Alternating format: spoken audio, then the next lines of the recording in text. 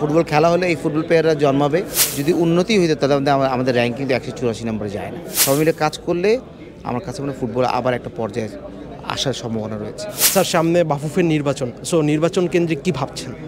নির্বাচন কেন্দ্রিক ভাবছি যে একটা ভালো দল আসা উচিত, ভালো একটা প্যানেল আসা উচিত, যে প্যানেলটা আমাদের বাংলাদেশ ফুটবলকে আবার সুন্দর একটা পথে মানে একটা গোলে পৌঁছাইতে পারবে। ফুটবলের যে আমাদের যে ক্ষতি হয়ে গেছে, যে ফুটবলের ভঙ্গুর অবস্থায় আছে, সেই ফুটবলকে আবার ঠিক আগের জায়গায় ফিরিয়ে নেওয়ার জন্য যে চেষ্টা করা দরকার সেই চেষ্টা তারা করবে।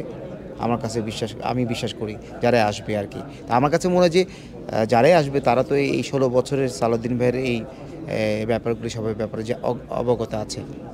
তো ডেভেলপমেন্ট করার জন্য তাদের যে দিক নির্দেশনা আছে সেই দিক নির্দেশনা তারা চলবে। তারা কী ম্যানিফেস্টো হয়েছে আমি জানি না, তবে আমার ভিউজ হইল যে তারা ফুটবলের জন্য কিছু করবে। বিশেষ করে যে তারা 5 বছরের ক্যালেন্ডারটা কনফার্ম করবে, যে কোন সময় কোন খেলাগুলি হচ্ছে, লিগগুলি এনশিওর করা, প্রতিটি খেলাগুলি, এবং বাজেট নির্ধারণ করা। বাজেট ছাড়া কিন্তু ফুটবল চলে না। 250টিরও বেশি ডিজাইন অপশন নিয়ে ওয়ালটন স্মার্ট ফ্রিজ, বোঝে আপনার প্রয়োজন।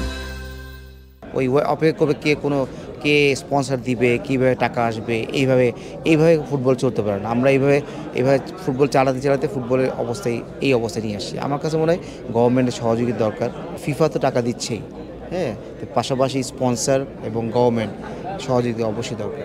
প্রতিটা ইভেন্টই তো চ্যালেঞ্জের, প্রতিটা খেলা, ঢাকার লিগগুলি, ডিস্ট্রিক্টের লিগগুলি, শেরেবাংলা কাপ, বিভিন্ন ধরনের ইভেন্টগুলি আছে, এগুলি তো বাস্তবায়ন করতে হবে। তো দেখা যাচ্ছে বি লিগটা আমরা এই সারাদিন থাকতে সবসময় হয়েছে, তো অন্য খেলাগুলি কিন্তু ডিস্ট্রিক্ট লিগগুলি এমনি আমাদের first division, third division, second division, এগুলি লিগগুলি ঠিকমতো চলে নাই।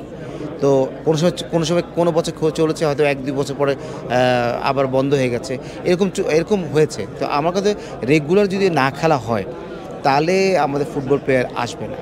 কারণ ফুটবল খেলা হলে এই ফুটবল প্লেয়াররা জন্মাবে। এই ফুটবল প্লেয়ারে একটা দিক নির্দেশন দেবে আমাদের ন্যাশনালের জন্য। গত 20 বছরে ফুটবলের কতটুকু উন্নতি হয়েছে বা কতটুকু অবনতির দিকে, সেটা যদি আপনার দৃষ্টিতে একটু বলতেন। উন্নত বলতে তো কিছু হয় নাই। আমরা মাঝে মধ্যে কিছু রেজাল্ট পেয়েছি, ভালো মেয়েদের থেকে পেয়েছি, এবার ছেলেদের থেকে পেলাম 20 থেকে। তো যদি উন্নতি হইতো তাহলে আমাদের র্যাঙ্ক কিন্তু 184 নম্বরে যায় না। তো এটাই তো প্রমাণ করে যে আমাদের ডেভেলপমেন্ট ওরকম হয় নাই। মাঝে মধ্যে আমাদের কিছু সাফল্য আসছে, সাফল্য ব্যর্থতা থাকবেই, ব্যর্থতার সংখ্যায় বেশি। কারণ আমরা এখন পর্যন্ত কোনো ভালো প্লেয়ার ওইভাবে তৈরি করতে পারিনি, যাদের নাম এক নামে চিনে, তাদেরকে ওইভাবে তাদের পপুলারিটি আছে, তাদেরকে দেশের মানুষ ওইভাবে চিনে। ওইভাবে যেমন একটা প্লেয়ার 5,000 দর্শক টানতে পারে, মাঠে নিয়ে আসতে পারে তার খেলার নৈপুণ্য দিয়ে, এই ধরনের প্লেয়ার তো আমরা দেখছি না। তো যেই কারণে আমি বলবো যে আমাদের ফুটবলারদের ডেভেলপমেন্ট করার জন্য আমাদের ভালো একটা পদক্ষেপ নেওয়া উচিত এবং প্রোগ্রাম করা উচিত, যেটা নতুন কমিটি আসবে তারা নির্ধারণ করবে কীভাবে হবে। কারণ আমি বলতে চাই না, কারণ নতুন কমিটি তারা নির্ধারণ করবে। তো আমি তো এর আগে অনেকবার বলেছি যে ফুটবল ডেভেলপমেন্ট করার জন্য কী প্রয়োজন, সেটা আমি প্রথমে বলেছি যে আপনার ক্যালেন্ডার তৈরি করতে হবে 5 বছরের, এবং তার বাজেট তৈরি করতে হবে, এবং এটাকে বাস্তবায়ন করার জন্য লোকবল এবং টিমওয়ার্ক প্রয়োজন। টিমওয়ার্ক করলে শুধু প্রেসিডেন্ট কাজ করবে না, সবাই মিলে কাজ করতে হবে। সবাই মিলে কাজ করলে আমার কাছে মনে হয় ফুটবল আবার একটা পর্যায়ে আসার সম্ভাবনা রয়েছে।